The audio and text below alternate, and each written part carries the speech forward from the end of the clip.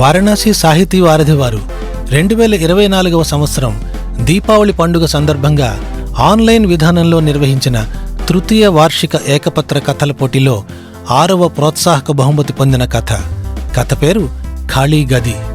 రచయిత్రి డాక్టర్ ఏ నీరజ. ఇక కథలోకి వెళదామా?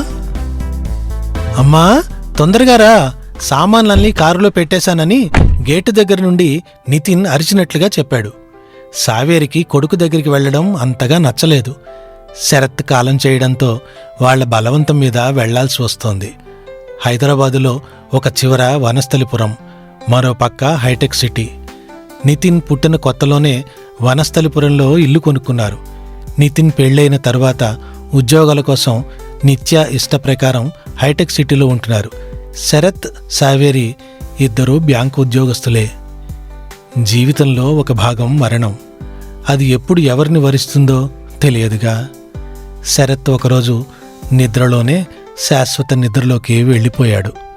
ఇప్పుడు శరత్ పోవడంతో సావేరి ఒక్కదానివే ఉండడం ఎందుకన్నా నితిన్ మాట కాదనలేక మనవరాలు మైరాతో కలిసి ఉండొచ్చనే ఆశతో బయలుదేరాల్సి వచ్చింది. హైటెక్ అపార్ట్మెంట్ బాగుంది.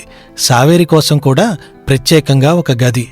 కొత్త అల్లుడి మర్యాదలు తట్టుకోలేక సావేరి పొద్దున వంట నాకు వదిలేయమంది. 6వ తరగతి చదివే మైరాకి హోంవర్క్లో సహాయపడడం సావేరికి నచ్చిన పని. ఈ మధ్య నిత్య ఆఫీసు నుండి ఆలస్యంగా రావడంతో నితిన్ వంట చేస్తుండడంతో సావేరి నితిన్కి సాయం చేస్తోంది. అప్పుడప్పుడు కూరలు సరుకులు తేవడం ప్రారంభించింది. నితిన్, నిత్య బిల్లు ఎంతమ్మా అంటూ అడిగేవారు. నేను పెట్టగలిగేటంత అంటూ నవ్వుతూ ఆ ప్రసంగాన్ని మార్చేది సావేరి. ఒకరోజు నితిన్, అమ్మా, వనస్థలిపురంలో ఉన్న ఇంటిని అమ్ముదామనుకుంటున్నాను, నీ అభిప్రాయం ఏంటి అని సావేరిని అడిగాడు. అది మా తర్వాత గ్రంథాలయానికి రాసిచ్చామని చెప్పింది సావేరి. నితిన్ నోట మాట రాక అలా ఉండిపోయాడు. మరునాడు ఆదివారం. 9 గంటలవుతున్నా ఎవ్వరూ లేవలేదు.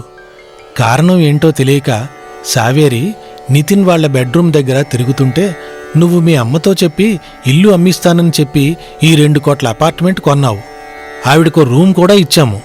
ఆవిడ మనకి చెప్పకుండా ఆ ఇంటిని తన ఇష్టప్రకారం ఎలా ఇస్తుంది అన్న మాటలు వినబడ్డాయి. కొంతసేపటికి గది నుండి బయటికి వచ్చి నితిన్ అమ్మ కోసం చూశాడు. డైనింగ్ టేబుల్పై చెక్, ఆ పక్కనే నా బ్యాంకులో 1.5 కోటి ఉంది, ఎంత కావాలో తీసుకో, నా గది ఖాళీ చేశాను అని రాసి సావేరి సంతకం చేసిన లెటర్ రెపరెపలాడుతూ కనిపించాయి.